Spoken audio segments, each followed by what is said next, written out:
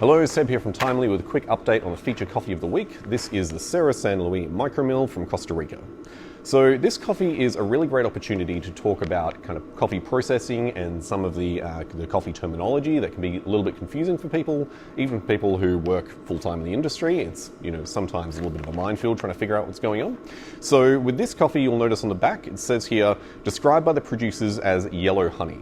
So what that means is that's a way of describing the process, how they actually remove the fruit from the seed, so they can prepare the coffee for export. The problem is that obviously being called something like honey or yellow honey, it makes us feel or makes us think that there was probably honey used in some way in the process, but this is definitely not the case. For people who've been watching these videos for a while, you might know that there's other terminology like natural and washed and semi-washed and pulped and honey and all these other things, but they all describe in some way how they've removed the fruit from the seed and at what point they've used fermentation, the degree of fermentation, the style of fermentation, all these things, but they're all used to describe just removing fruit from the seed.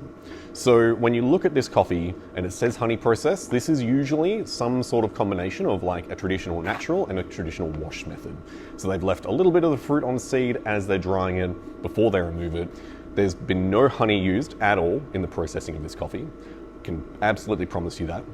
But it's really important to know that a lot of the coffees that are described maybe as honey would be maybe a similar process to maybe like a pulp natural or a semi-washed or something from another part of the world. Different countries will call similar processes different things.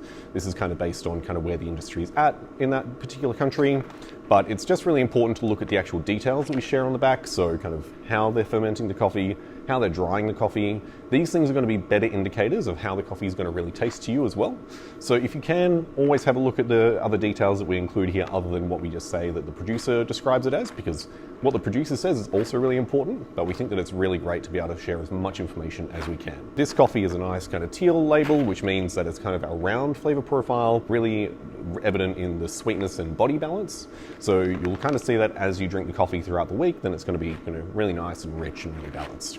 So we hope you enjoy it. Can't wait to hear what you think. And that's all I got for this week. Thanks very much.